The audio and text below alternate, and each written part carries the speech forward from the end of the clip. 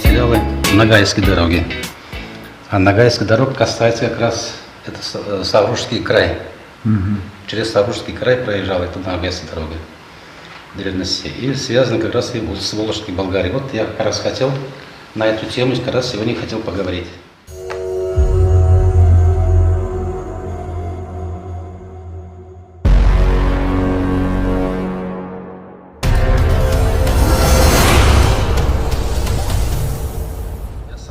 В Казани живу, работаю председателем Чувашских краеведов Татарстана, в Чувашском центре уже, наверное, около 10 лет.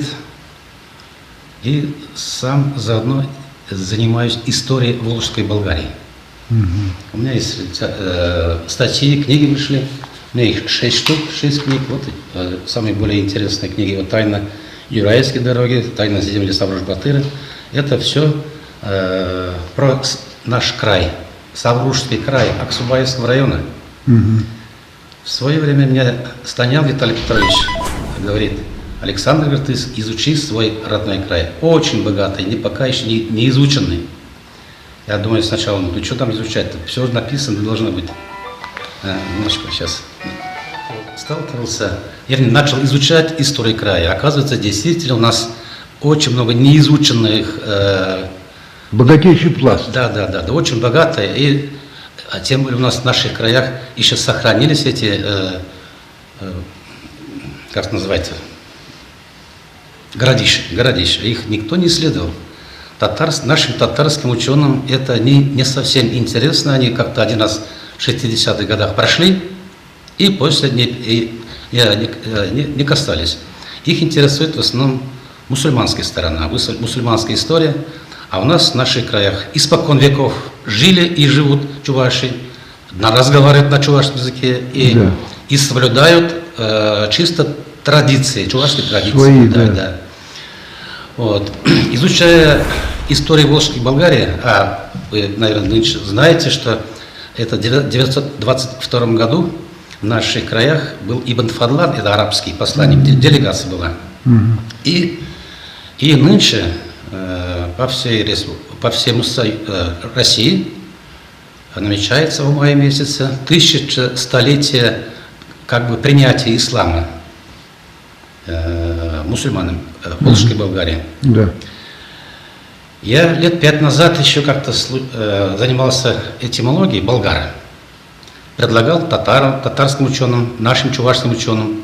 Болгар почему-то мне показал, версия, это одна из версий, я не говорю, что не утверждаю, что это я, возможно, и мог ошибаться. Болгар это Болгар, Болгар это Волх. В свое время меня Кеннаман только поддержал, он в своей книге даже об этом отвечал. Кеннаман у нас историк. Он поддержал это дело. Но наши ученые свои не совсем поддержали, поэтому я об этом уже почти, можно сказать, забыл.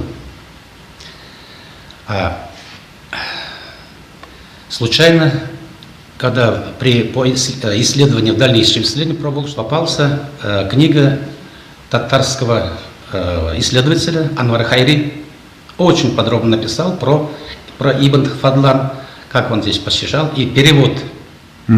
Перевод работы Ибн Фадлана, его, правда, перевели там русские, татарские перевели. Вот когда его начал изучать, там столкнулся с термином сакалиба.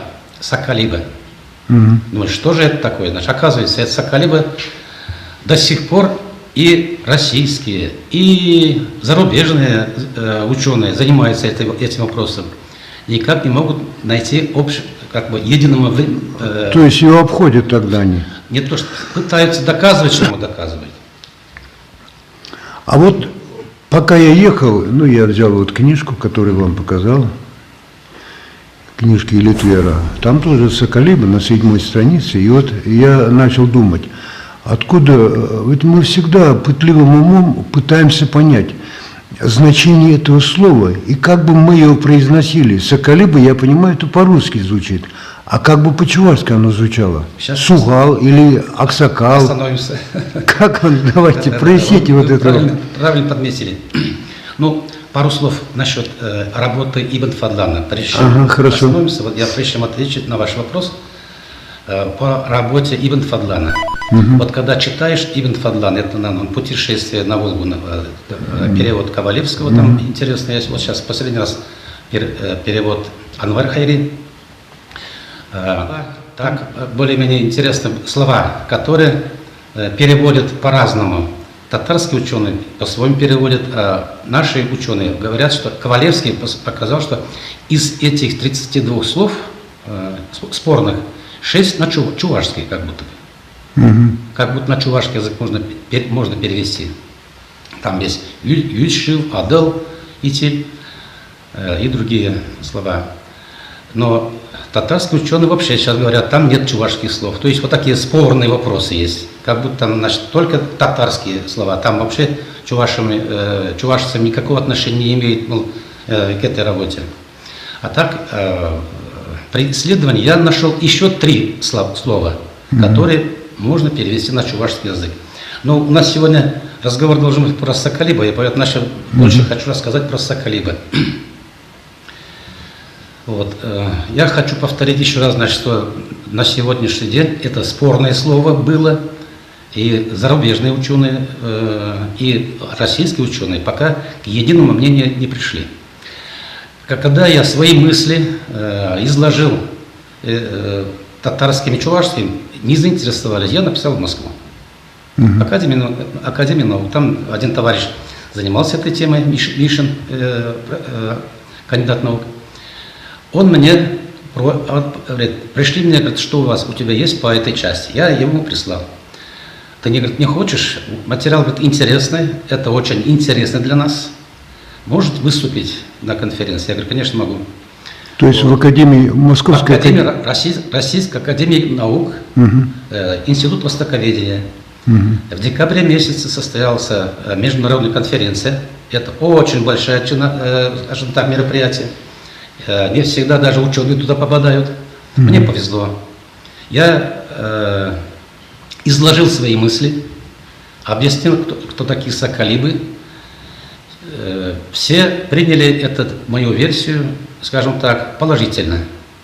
Даже Российская Академия наук мне за хорошее исследование, за, скажем так, как они написали, благодарственное письмо написали. Что же это такое Соколибы? Почему они так поддержали меня? Значит, оказывается, наши ученые все смотрят это Соколибы как, во-первых, Соколибы это Ибн Фадлан обозначал, когда словом Соколиба и народ Соколиба, это северные народы Соколиба, то есть народ Соколибы, царь Волжской Болгарии, Алмуш, тоже Соколиб, почему-то его назвал Соколибом. Дальше, сам царь и Волжской Болгарии, всех Соколибом звали. Невольников звали в то время Соколибами. Дальше река есть Соколиба. Вот почему и реку Соколиб арабы называли. Это назвали арабы. Арабы звали. И реку звали, и страна Соколиба, и царь Соколиба, и народы Соколиба. То есть это слово... Да, одним словом почему-то выражали. Вот выражение названия местности. Да. Топонимику. Да, этимология. Определение этимологии Соколиба. Все искали, значит, все пытались объяснять, что это Соколиба – это название народа. Русские это даже отождествляли словом славяне, что это про славян написано, арабы славян так называли. А татарские ученые говорят, что это не славяне, никакого отношения не имеют славяне, это болгары. Булгары. Волжская Болгария, это про булгар разговор был наш. Потому что страна Волжской Болгарии, народ булгарский. И вот они говорят, что это булгары. Но споры были до сих пор. Ну, вот я в Москву поехал, меня почему вызвали. Я говорю, это не название реки, не название народа, не этническое название, не этническое название народа, а это арабы отделяли по вероисповеданию. Арабы они в этом плане свою веру всегда в первую очередь ставят, а эти славянские народы, значит, там северные народы, они были язычниками. Но то, что язычники, Соколиба относительно язычников, у меня есть выражение Ашмарин говорит, что да, они язычники, но точного определения не дали. У Гумилева есть, у меня есть исследования, данные есть полностью выражение. Татарские, русские ученые, свои высказывания, у меня есть специальное исследование, какие наши ученые, как объясняют, рассказывают, что такое Соколиба. Но они все рассматривают как это этническое название народа. Славяне, булгары.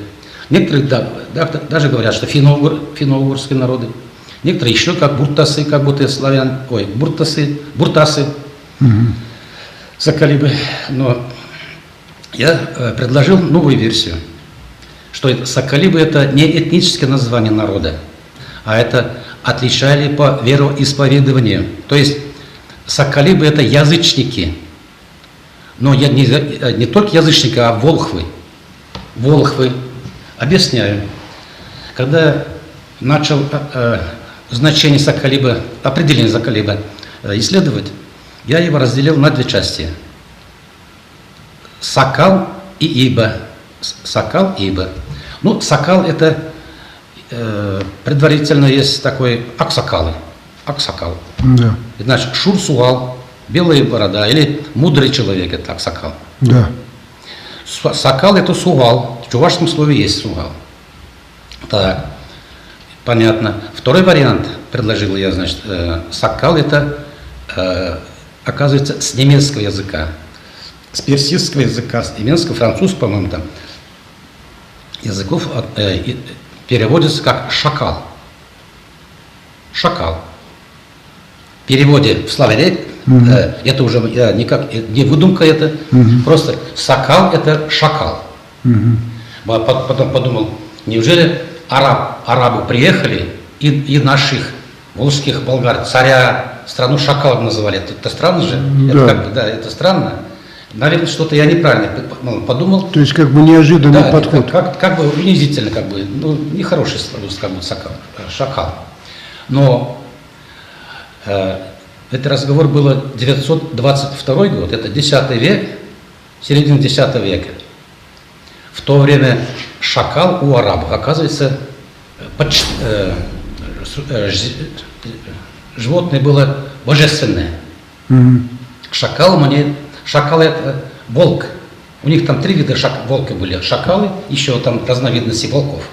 То есть шакалы это волки. Так и получается, волки это же волхвы. То есть я вышел от шакала. То есть слово волк от слова волхвы. Да, или да. волхвы от слова волк. Это волк, это волхвы. Это да. Я где-то тоже читал, и потом я говорю, это же волхвы. А язычники это же волхвы. Вот волхвам чуть-чуть отступление. Да. Вот мы когда Евангелие читаем, когда рождение Иисуса, но рождение его связывают с появлением звезды, то есть рождение Иисуса Христа. И приходят волхвы. Да. Есть трое там. Волхвы. Вот. Я давайте специально какой-то еду, не просто еду, а 3. Там есть. А теперь сейчас еще один момент. Вот в Тверской области или где у нас волхвы, там что-то есть такое. Я где-то в тех краях Ленинградской области ездил, Волхов, там еще что-то такие названия, мне как бы знакомы. Есть. И всегда позволяли думать о прошлой истории человечества. Думаю, откуда такие названия? Мы Евангелие читаем, и тут. Да. Какая параллель между ними или связь? А вы здесь тоже самое говорите. Вот давайте теперь продолжайте. Вот тогда вам слово. Я уже действительно, я думал, наверное, все-таки попал в точку. Вот это вот тогда, когда, если язычники волхвы, тогда северные народы это язычники волхвы. Царь Алмуш, когда письмо писал в Багдад, халиф, он там себя обозначил, оказывается, царь Волхов, волховский царь, повелитель, или как он нам писал. А там же это письмо же переводили на свой язык, на арабский язык, когда читали халифу. Это слово «волх» они перевели как «сакалиб». Вот поэтому стало «сакалибом». Я так примерно предполагаю, но так оно есть, потому что никто мне против пока никто ничего не сказали. То есть, я так думаю, что она так. Ну, придется, видимо, соглашаться. Да. Возможно, может, и найдется кто. Посмотрим, какие комментарии нам напишут после. Еще один момент. Вот я читаю татарские ученые. Ну, я сам-то с ними вместе там был, в Москве был, сидели, обсуждали, рассказывали, они соглашались. Но вот я их труды не только соглашаю, а читаю их труды, я немного отойду от темы. Они говорят, что во время прихода Ибн Фадлана в 922 году,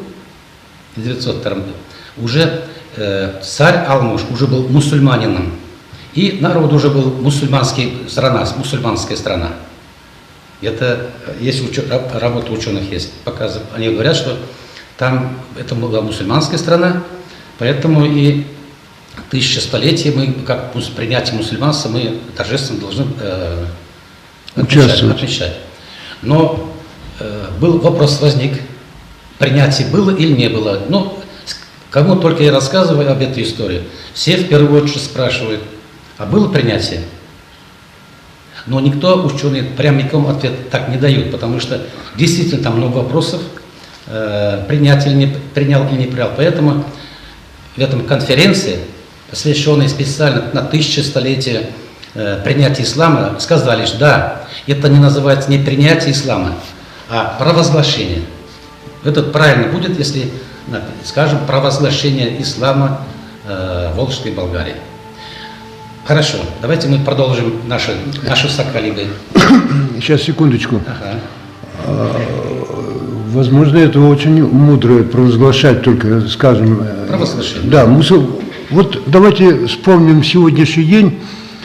Вот сейчас в Чебоксарах столько христианских церквей, и что весь этот чувашский народ всемирно принял к сердцу христианство, я сомневаюсь. Традиции мы соблюдаем. В традициях, вот скажем, поминовений, похорон и так далее, да, действительно, но религия вроде бы как она немножко поверхностна. Вот но традиции остались. А теперь, подождите, я перебью, прошу просить. Раскопки в Волжской Болгарии, они же открыли не только мусульманские, но еще булгарский период надписей. Камни там есть. Я был там. Ну, сейчас, конечно, там мечети построены. Вы очень острый вопрос задеваете, но чтобы мне ответить мне отдельно. Я просто хочу дальше продолжить мысли. Хорошо, давайте. Чуваши насчет веры, они принимали и исламскую веру принимали, и православие принимали, живем с православием. Но все равно у нас, вот, например, я знаю о своей родине, у них главное древняя вера. Все равно мы свою древние традиции соблюдаем в первую очередь, а потом православные традиции, если соблюдение, не знаю, мы помним. Нам напоминает. Есть люди, напоминает. Да. У нас главное, все равно у нас останется своя древняя вера. Согласен. Да. И у Алмуша, если читаем Ибн Фадлана внимательно, Алмуш одинаково подходил к исламской вере, русской, православной, чувашской, одинаково подходил. Для всех создавал условия. Для всех создавал условия. Вот это хотел, я пока вспомнил. Давайте сейчас вот так вот вопрос. Самый главный вопрос сейчас. Заострим. Самый главный вопрос, да. Заострим. Если сакалибы мы переведем, если мы примем окончательно, пока еще 100% трудно, пока невозможно сказать. Поэтому я к вам сюда сейчас приехал, хочу разговаривать с учеными, не просто, скажем так, какой-то версии. Я-то сам, у меня такой специальности нет, историка. Но, скажем так, залез, глубоко залез, хочу сам до конца выпутаться, хочу вот из этого версии. Вот поэтому сегодня в 2 часа мы собираемся, будем обсуждать. Александр... Сейчас я продолжаю мысли свои. Если в Волжской Болгарии царь был язычник Волхв, страна, языческая страна, волховская страна была, дальше река Соколиба, тоже языческая река, народы были язычники, арабы их называли, они не мусульманские называли, а язычниками их называли. Тогда, наверное, все-таки разговор надо вести в Волжской Болгарии в то время и о язычниках, а не мусульманских. То есть тогда был союз Алмуш, создал союз языческих племен. Он представился багдадскому халифу как повелитель языческих волхв, как главный повелитель язычников. Он не писал неверно, а этим не говорят. Я думаю, ну я, конечно, не историк, но чисто человеческие понимание, в общем, общечеловеческой культуры и ее развития, как бы, и если мы можем и анализируем развитие вот этого человечества, мы, наверное, вправе предопределенно сказать, что это как версия, как теория имеет право на существование. Вот, вы правильно меня поняли. Да, я с вами очень согласен. Эту версию я как раз хочу доказать, что он должен существовать, а может не только существовать. Вот сейчас почему я немного не жалею времени, не жалею средств, как говорится, занимаюсь этим делом сейчас. Вот я читаю книги наших ученых, очень мало пишут, но вкратце и мало написано. Мне как-то немного даже, я отошел немного от темы. Я присутствовал, когда татарские ученые написали 7 томов про свою историю. Татарстан впереди. Да. А наши чувашские ученые написали 1 том. Я сделал замечание как-то. Ну, когда замечание никому не нравится. Я говорю, у нас чуваши должно быть 7 томов истории, у нас более древняя история. Вот так может быть 1 том. Вот этот вот момент. Это, правда, не совсем правильно вот это выражение, но в такой пропорции у нас старая древняя история у нас чуваш. Поэтому вот я им сегодня хочу подвести итог таким наш разговор, что в 922 году это чувашский праздник должен быть, мне кажется.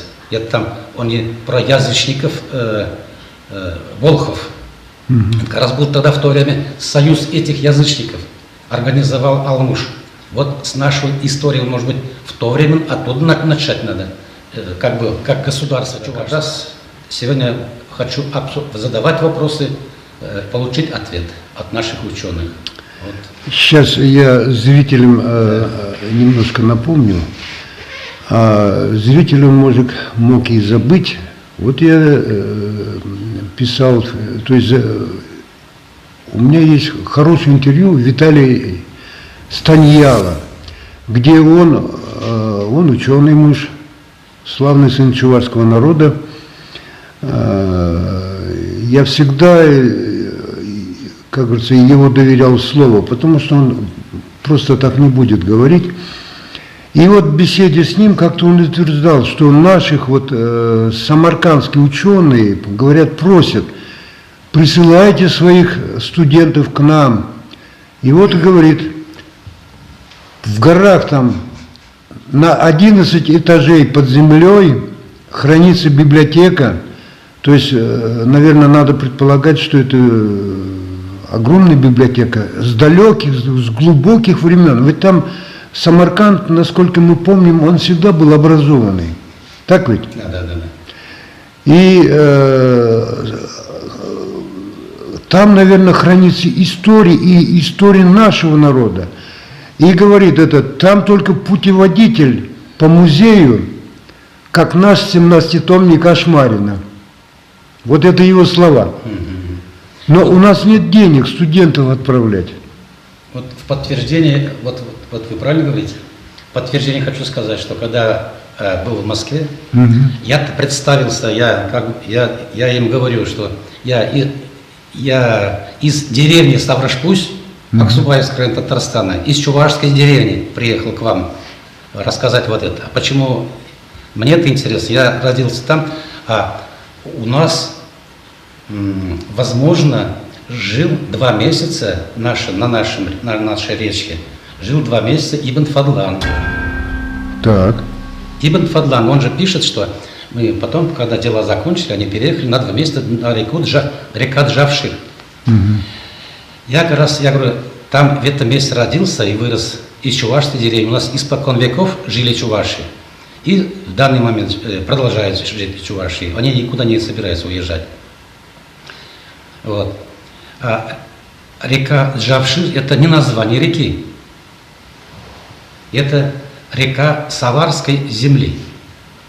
Саварская земля это у нас. Савар. Да, Саварская земля. Джавшир – это Саварская земля. И тогда не было конкретного названия реки. Была земля, на этой земле река, то есть река Саварской земли назывался. Это тоже понравилось им. Я говорю, вот там жил Ибн Фадлан. И вот они после этого со мной подходят и фотографируются, даже с телефоном мы обменялись. И вот что хочу сказать. Они делают доклады про историю Волжской Болгарии. Вот я с вами согласен, у них очень богатый материал они привезли. Там и карты, там и история. Они, правда, вот Чувашию первый раз, мы, можно сказать, видели. Им было интересно. Вы о Самарканде или о ком? Нет, я говорю вообще об архивных материалах. В Самарканде она сохранилась за ним, потому что там их не уничтожали. У нас это очень много уничтожали. Даже вот есть такие документы, если они, может быть, не уничтожены, но не дают. Дают только, может быть, по спецспросам. Например, я не могу зайти в какие-то то, что не опубликованные материалы. Мне народ не дают. Понятно. Мне нужно, потому что тему нужно открывать надо. Для этого должен вот вместе с нашими учеными, если тему откроют, тогда взять нужно специальное разрешение заниматься этими материалами. Ну, опять-таки, наверное, это надо на государственном уровне. Да. Вот надо на государственном. Вот я один раз вопрос поднял, я говорю, давайте будем иметь в Татарстане в институте Марджани, где институт истории, чувашское отделение. Вот когда-то было, сейчас нет. И кто есть чуваш там нет. Меня приняли как внештатным сотрудником, но что такое внештатный сотрудник? Это мне бросать нужно все дела, то есть ходить просто на эти мероприятия. Я в одно время ходил, но у меня возможности нет. Без дополнительного какой-то стимула это невозможно просто. Хотя эту работу тоже надо. Хочется, чтобы эту работу наши сегодняшние ученые послушали, и хочется продолжить эту работу. Вот на этом хотел я с вами. Вы сейчас нам предлагаете завершить на этом этапе? Да, на этом этапе. Ждем конференции. Ждем конференции. Мне хочется послушать наших ученых, что они говорят. Ведь, ну, конечно, хотя я не считаю, что это мало я изучил. Может быть, когда конкретной тематикой занимаешься, сейчас этого материала очень много. У меня больше, можно сказать, больше 100 источников. Я очень прошу. Провозглашать, наверное, надо, потому что информация, если она есть и на чем-то обоснована, ее надо показать. Тем более сейчас в мае месяце ожидается приезд очень больших гостей в Татарстане, ждет гостей на принятие ислама. Это в Булгарах будет. А до этого будет мероприятие в Булгарах в апреле месяце, тоже по Волге, по истории тоже наш будет, мы постараемся. А осенью по Анвар Хайри, по Ибн Фадлану, чтение книг Анвар Хайри, там рассматривать его работу. То есть эта работа у нас в Татарстане ведется, но там нет чуваши, к сожалению. Ну, заодно еще хочу сказать, молодцы Хузангай, на земляки Хузангая нынче хотят сделать уяв, там сейчас идет вообще... Это Казанков? Да. Я бывал там, приглашали меня. Очень благородное дело, поэтому хочется помочь.